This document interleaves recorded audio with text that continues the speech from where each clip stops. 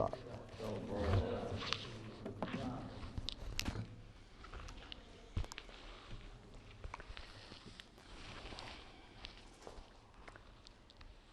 اعوذ باللہ من الشیطان الرجیم، بسم اللہ الرحمن الرحیم۔ ان بطش ربک لشدید۔ روشنی تو ہے نہیں، چلو کام چلا لیتے ہیں۔ وہ واقعہ جو بیان ہو رہا تھا اصحاب الاخدود کا، اسی سلسلہ میں اللہ تعالیٰ نے بعد میں فرمایا ان بطش ربک لشدید، تیرے رب کی پکڑ جو ہے بہت سخت ہے۔ دیر گیرد، سخت گیرد مرد، دیر سے پکڑتا ہے، مگر جب پکڑتا ہے تو پھر کوئی چھڑانے والا نہیں آتا، بس بے پناہ گرفت ہوتی ہے اس کی، کہیں پناہ نہیں ملتی۔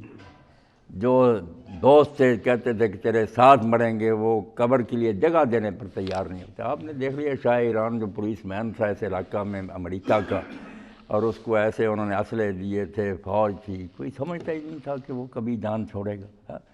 مگر جب بھاگنے کا وقت آیا تو کوئی ملک اس کے دوستوں میں سے پناہ ہی نہیں دیتا تھا کہ نہیں ہم اپنے پاس نہیں رکھیں گے۔ تو اللہ تعالیٰ فرماتا کہ ٹھیک ہے مہلت میں دیتا ہوں، اور مہلت لمبی بھی ہوتی ہے۔ قرآن مجید میں ایک آتا ہے کہ تمہارا 1000 سال جو ہے نا وہ اللہ کے یہاں ایک دن شمار ہوتا ہے۔ اللہ کی نظر سے دیکھو تو تم کہتے ہو 1000 سال گزر گیا، ظلم ہو رہا،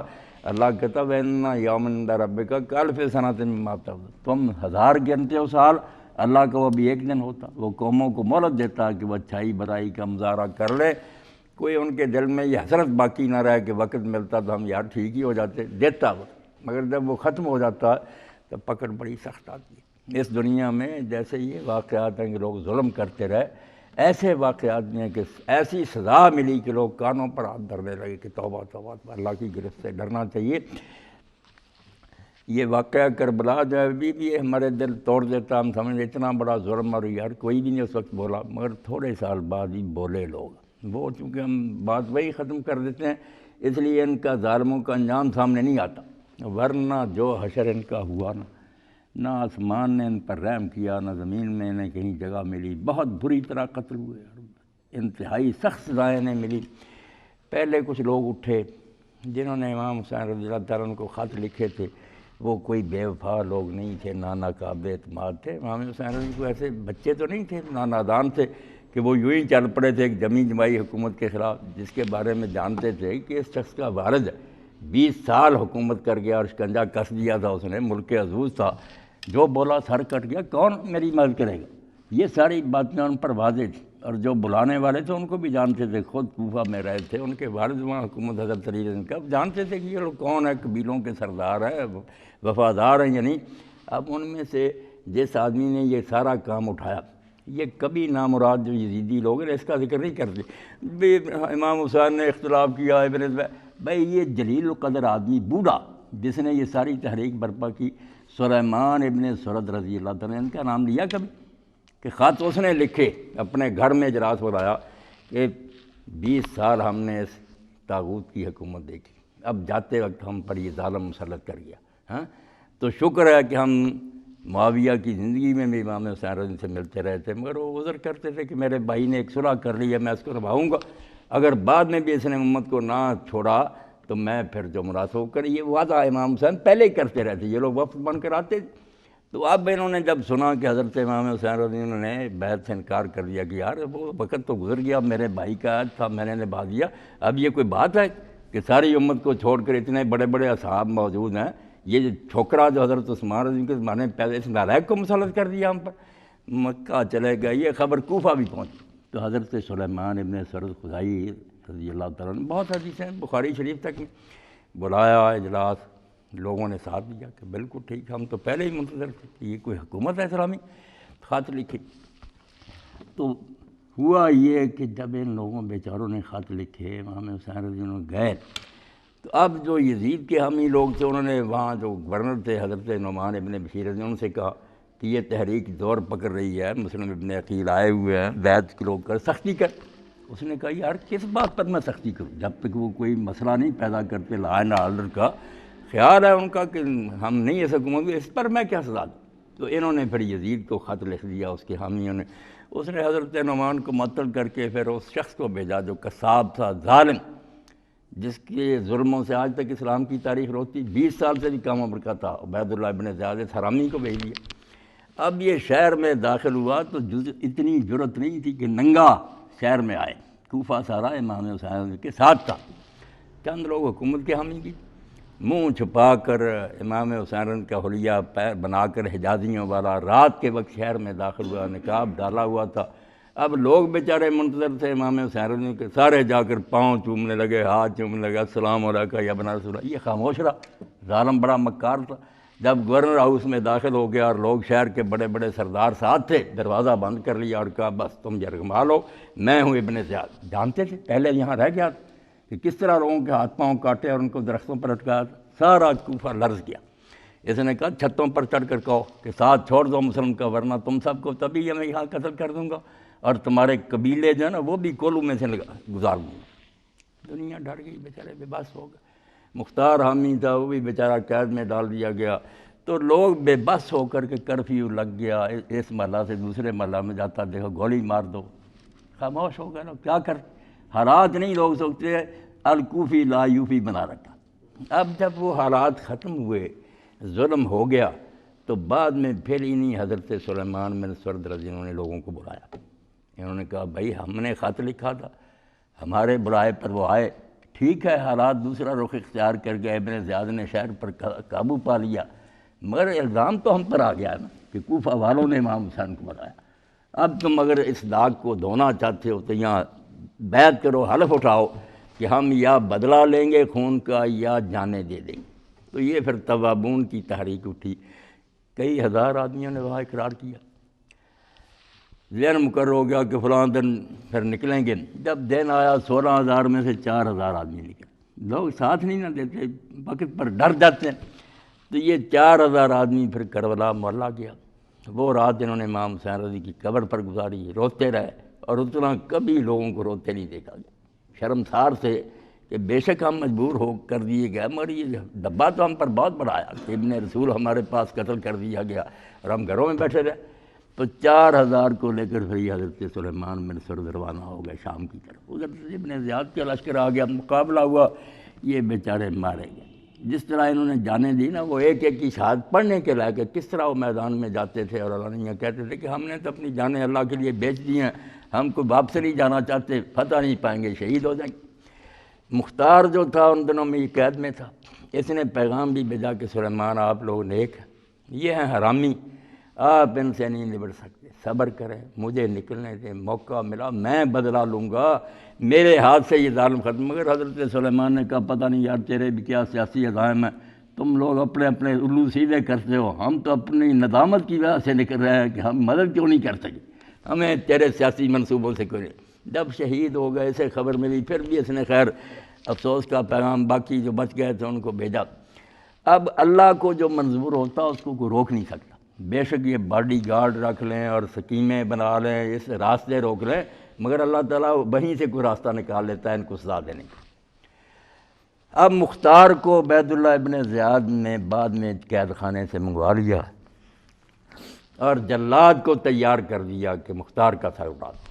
آدمی بڑا قابل تھا، اس کے باپ جو تھے ابو عبید ثقفی، انہوں نے حضرت عمر رضی کے زمانہ میں بڑا مار کا سر کیا تھا، ورنہ سارے مسلمان کچلے جاتے۔ قادسیہ کی جنگ میں اگر وہ عبید جو تھا اور اس کے بھائی پل پر نہ لیٹ جاتے ہاتھیوں کا، مسلمان مارے گئے۔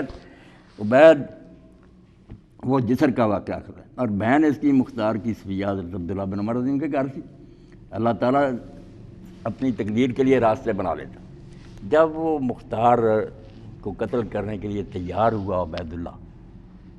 تو حضرت عبداللہ بن عمر رضی نے یزید کو لکھ دیا کہ عبید اللہ ایسا کرنا چاہتا ہے، اس کو ہدایت کر کہ وہ مختار کو ہاتھ نہ لگائے۔ اب یزید اس لیے کہ وہ پہلے امام حسین رضی کے قتل سے بہت ذلیل ہو گیا تھا، چاہتا تھا کچھ لوگ جو ان کو ممنون کروں۔ اس نے کہا ابن عمر نے سفارش کی ہے، بہت بڑے آدمی ہیں، اس پر تو بھی عمل ہونا چاہیے۔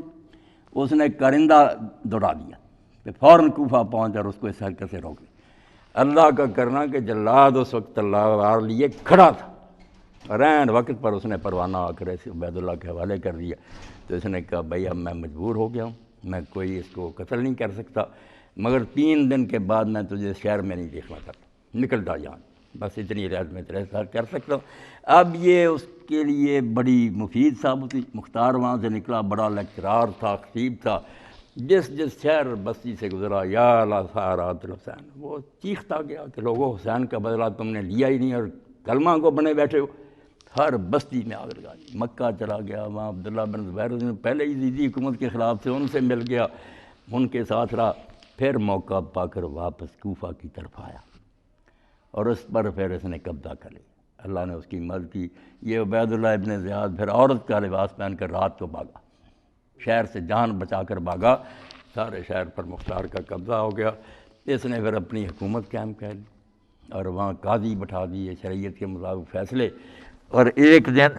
اس نے قاضیوں سے کہا کہ آج میں خود فیصلے کروں گا۔ لوگوں کو پہلے اتنا علم تھا کہ یہ بہادر ہے، جنگجو ہے، علم کا پتہ نہیں تھا، مگر جس دن مختار خود قضاء کی عدالت میں بیٹھا اور اس نے مقدموں کے فیصلے کیے تو دنیا دنگ رہ گئی۔ انہوں نے کہا یار ہم پر تو اس کا یہ پہلو واضح ہی نہیں تھا، اتنا بڑا عالم اور شریعت کے بارے میں اتنی واقفیت۔ اس نے پھر حکم دے دیا کہ جو شخص میدان کربلا میں گیا تھا اور جس کا کسی قسم کا کوئی حصہ ہے، وہاں سپاہی تھا یا افسر تھا، زندہ نہ چھوڑ۔ بہت سے جو تھے وہ تو بھاگ گئے، شام ابن زیاد کے پاس چلے گئے، قابو نہیں آئے، ان کے مکانات گرا دیے، بلڈوز کر دیا ان کو، اور باقی جو ہاتھ میں آئے ان کو سزائیں دی۔ اب کئی ایسے پکڑے گئے جن کے ہاتھ پاؤں جب کاٹے نا، جب انتقام کا موقع آتا پھر لوگ کچھ آگے بھی نکل جاتے، ہاتھ پاؤں کاٹ دیے۔ پیاسا تھا وہ ہرملا اور چیختا تھا کہ پانی دو۔ اس نے کہا حرام زادے،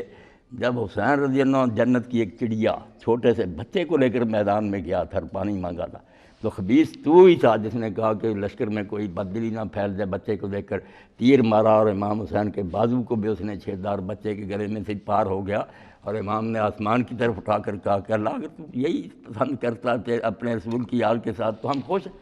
ہم تیرے فیصلے پر ناراض نہیں ہیں۔ اور وہیں اس بچے کو میدان میں دفن کر دیا، اب مجھ سے پانی مانگتا۔ ایک ایک کو ایسی سزا دی کہ دنیا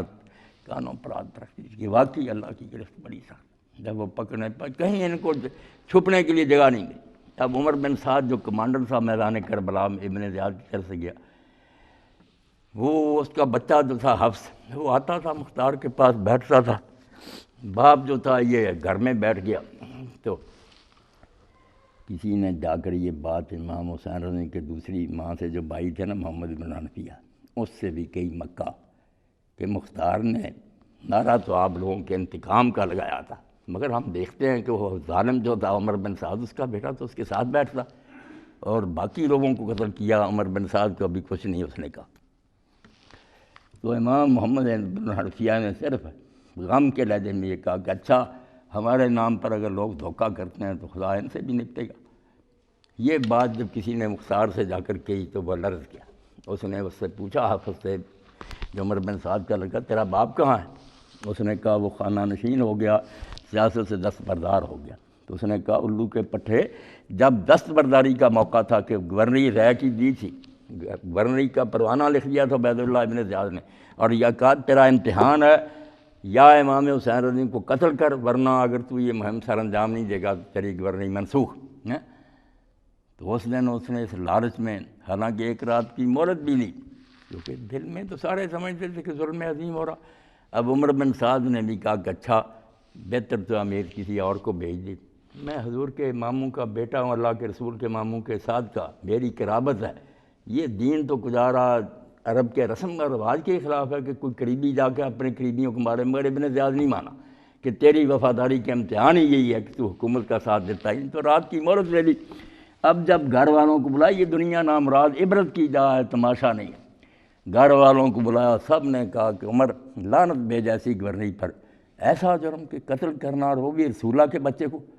مگر بعد نہیں آیا۔ دارج میں صبح جا کر پیش ہو گیا، چلا گیا، وہاں جا کر بھی پھر اس کی آنکھوں سے آنسو ٹپکتے رہے، روتا رہتا تھا اور کوشش کرتا رہا، صلح کی نہیں ہوئی۔ تو اب اس نے کہا مختار نے جس دن گھر میں بیٹھنے کا وقت تھا اس دن تو بیٹھا نہیں، دنیا کے لالچ میں 4000 فوج لے کر چلا گیا اور نواسہ رسول کو قتل، اب وہ گھر میں بیٹھ گیا، بھیج دیا سپاہیوں کو جاؤ سر کاٹ کر لاؤ۔ جب اس کا سر کاٹ کر لایا تو اس نے کہا اس بیٹے کو کہ پہچانتا کس کا سر؟ حفصہ نے کہا ہاں میرے باپ کا سارا ہے، اور اس کے بعد مجھے بھی جینے کا کوئی شوق نہیں۔ اس نے کہا نہیں شوق تو ٹھیک ہے، لٹاؤ اس کو بھی قتل کریے، اور ساتھ ہی کہا تم لوگ نخرے دکھاتے ہو، میں اگر سارے قریش بھی ختم کر دوں نا تو امام حسین کے ایک بیٹے علی اکبر کی ایک انگلی کا بدلہ نہیں ہوتا، تم نزاکتیں دکھاتے ہو مجھے۔ تو میں نے اپنے رب سے یاد کیا ہے، اور اسی لیے اللہ نے مجھے تلوار کے سائے سے بچا لیا تھا کہ اس وقت تک نہ اٹھانا مجھے دنیا سے جب تک کربلا کے واقعہ سے تعلق رکھنے والا ایک فرض بھی زمین پر چلتا، نہیں چھوڑا اسے، واقعی نہیں چھوڑا، ختم کیے سارے۔ مگر بعد میں آپ دیکھیں عبرت کی بات کو پکڑ، پہلے اس نے ظلم کیا عبید اللہ ابن زیاد نے، اس کا سر کاٹ کر مختار کے سامنے اسی محل میں پیش ہوا جس میں کچھ مدت پہلے حضرت امام حسین کا سر آیا تھا نا، اور عبید اللہ ابن زیاد تخت پر تھا۔ تو صحیح بخاری شریف میں کہ وہ اپنی چھڑیاں امام حسین کے منہ پر مار رہا تھا، تو کتابوں میں آتا ہے کہ حضرت زید بن ارقم نے دیکھا تو انہوں نے کہا یار چھڑی اٹھا لا، میں نے تو ان ہونٹوں پر رسول اللہ کے ہونٹوں کو دیکھا، حضور چومتے تھے، کہنے لگا تو اگر بوڑھا نہ ہو گیا ہوتا تیرا سر بھی ان کے ساتھ ہی شامل ہو جائے۔ تو وہ روتے اٹھ گئے اور انہوں نے کہا لوگو اب تم ہمیشہ کے لیے غلام ہو گئے کہ سمیہ کا بیٹا گورنری کرے اور رسول اللہ کے بچے کے ہونٹوں پر چھڑیاں پڑیں، اب تم مسلمان عزت کی زندگی نہیں گزارو گے۔ تو پہلے امام حسین کا سر آیا، وہیں پھر عبید اللہ کا سر آیا مختار کے سامنے، بعد میں مختار کے خلاف بھی چونکہ یزیدی حکومت تو ختم ہو گئی مگر ابن زبیر کی حکومت بن گئی، وہ بھی خلاف ہوگا کہ کوفہ پر یہ کیوں قابض ہو گیا، تو مصعب کو بھیج دیا۔ مصعب ابن زبیر آیا، اس نے کوفہ کا محاصرہ کر لیا، پھر رسد روک دی، سارا آنا جانا تھا کھانے پانی کا بند ہو گیا، شہر مرنے لگا۔ ان حالات میں بہت سے لوگوں نے مختار کے ساتھیوں نے امان مانگ لی، معافی مانگ لی، حکومت کے ساتھ مل گئے، مختار کے ساتھ بندے رہ گئے تھوڑے۔ جب اس نے سمجھا کہ اب مقابلہ تو کیا ہوگا، غسل کیا، جو خوشبو میت کو لگائی جاتی وہ حنود، وہ ساری خوشبو لگائی، کفن پہنا، باہر آ کر اس نے کہا مصعب میں نے زندگی اپنے رب سے صرف اس لیے مانگی تھی کہ یہ قاتلان حسین کو زمین سے نابود کر، وہ کام ہو گیا، اب مجھے زندہ رہنے کی کوئی تمنا اور شوق نہیں، اگر تم مجھے مارنے پر تلا ہوا تو میں بہادری سے جتنا مقابلہ کر سکتا۔ وہ بھی مارا گیا، پھر اس کا سر بھی مصعب کے سامنے گیا۔ اب مصعب کا بھی یہی حال ہوا کہ وہ بڑا دوست تھا عبد الملک بن مروان کا، وہ خلیفہ بن گیا، بڑی دوستی تھی، بڑا یارانہ تھا بچپن سے، مگر پھر جب قتل ہوا اور اس کا سر عبد الملک کے سامنے آیا تو اس وقت عبد الملک نے بھی یہی کہا ہے بھی حقیقت الملک اکھیں کہ یہ حکومت اور سیاست جو ہے نا بے رحم، اس کی میں کسی کے، اس نے کہا یار اس سے زیادہ پیار مجھے کسی سے تھا، مگر حکومت کی خاطر اس کو بھی مروا دیا۔ تو یہ مصعب بھی جب میدان جنگ کے لیے روانہ ہوا نا، اسی لیے اللہ تعالیٰ تاریخ بیان کرتا ہے قرآن میں، نوح علیہ السلام سے لے کر کے علم حاصل کرنا تو پڑھتے آؤ کہ دنیا میں کیا ہوتا رہا ہے، کس تاریخ ہے ز خود بیگانہ ہے، داستان ہے قصہ ہے افسانہ ہے۔ اقبال کہتا ہے بیوقوف ہو تو سمجھتے ہو تاریخ کہانیاں ہوتی ہے، کہانیاں نہیں، اس دنیا میں اللہ تعالیٰ کی عملداری کا روز نامتا ہے کہ اس دنیا پر وہ کیسے راج کر رہا ہے، کس طرح لوگوں کو سر بلند کرتا، کس طرح پھر وہ ذلیل و خوار کرتا، پڑھنے سے تعلق رکھتا۔ مصعب کے گھر میں اس زمانہ کی دو سب سے زیادہ خوبصورت عورتیں تھیں، ایک امام حسین رضی کی بیٹی تھی، ایک حضرت طلحہ کی بیٹی۔ اب یہ مختار جب مصعب چلا ہے نا مقابلہ کے لیے تو اس نے کہا، حضرت حسین رضی کی بیٹی نے راستے میں کھڑی ہو گئی، اس نے کہا مصعب تم دیکھتے ہو کہ حالات کیسے ہو گئے، تم ان حالات میں کیوں جا رہے ہو؟ تو اس نے جواب میں کہا لم یترک ابو کے لبن الحرۃ عذرا،